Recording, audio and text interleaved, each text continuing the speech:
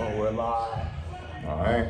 Okay, today I'm here with the legendary, world-renowned World renowned even. All right. founder of Labcity, founder of Lab University Prep, 4 year San Diego basketball player.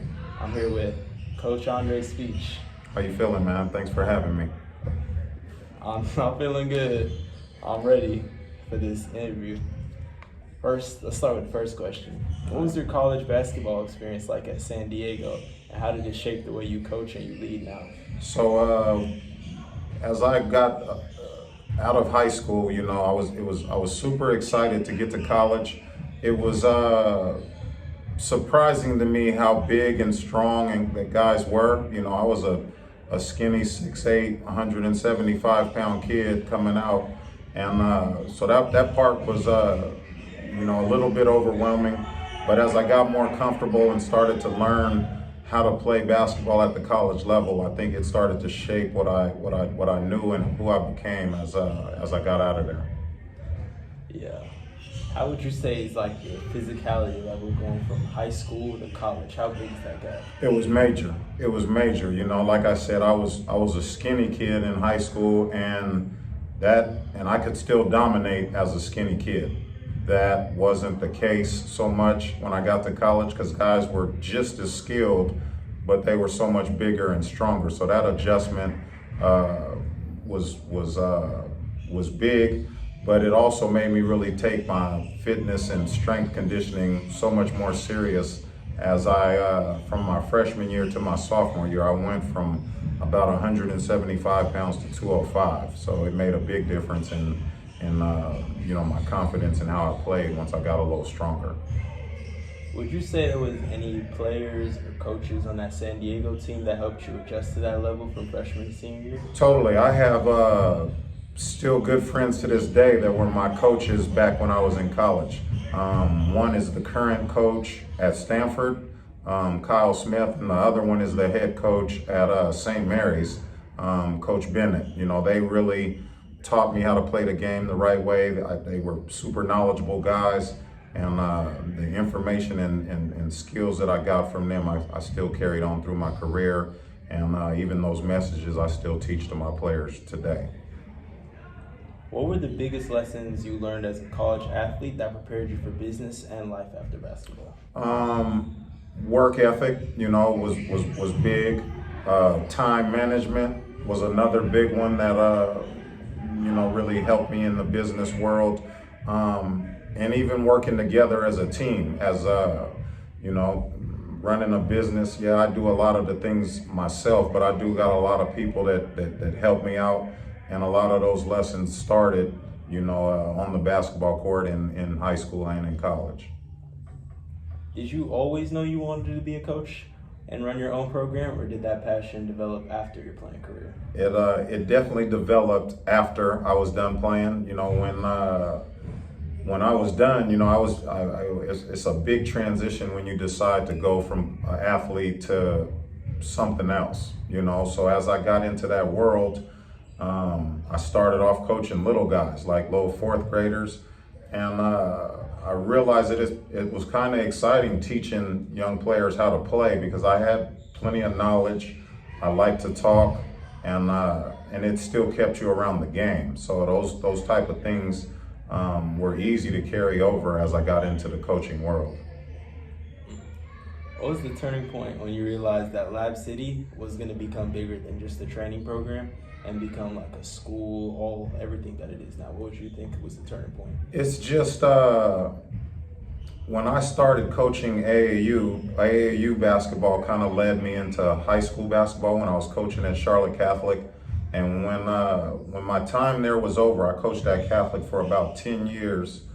And when I was done there, I started to miss high school basketball. So as it turned out, someone's like, man, if you miss it, just start your own school. And I was like, can't start a school? Like, how do you do that? And as I started to research it and look into it, it wasn't as hard as I thought it'd be. And, LabU kind of evolved into just missing high school basketball and coaching it. how about I just start my own team and have my own teams to coach is really where that came from. What was your favorite lessons you learned from Charlotte Catholic that you took to make LabU?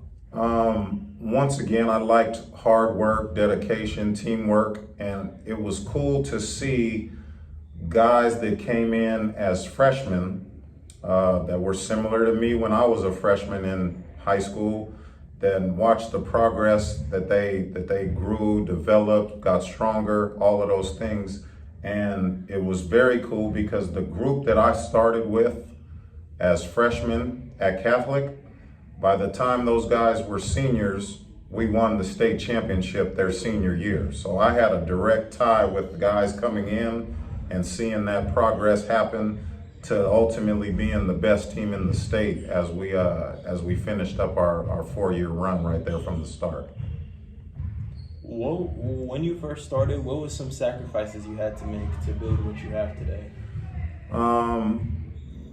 When you're really trying to build something special, you don't have time for a lot of distractions, so as I really wanted to emphasize what I wanted to do with Labcity, going out and hanging out and doing all the other stuff that was taking time away from, building Lab to what I wanted to be. Those things became really minimal. I spent a lot of my time, a lot of my focus, a lot of my effort was to establishing, Labcity as to what it is today and, what it's continuing to grow to be.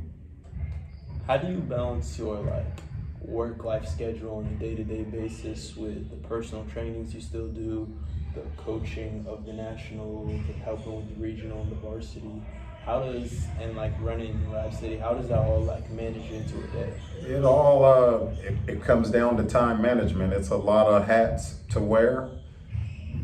Good thing a lot of that stuff is all under one roof. So I just kind of go from business person to coach to trainer to mentor to all of those things just happen organically throughout the day. It is some time management involved, but it's everything under one roof. So when it's practice time, I practice. After practice, I turn into a coach. To a trainer.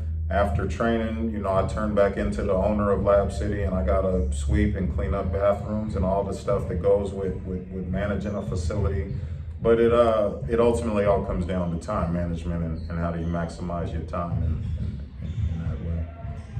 Playing at a school like San Diego, you had a lot of fun matchups throughout your playing career. What was one of your favorite matchups? I got two. As a freshman, we played Santa Clara, which was in our conference, and I got to see Steve Nash for the first time.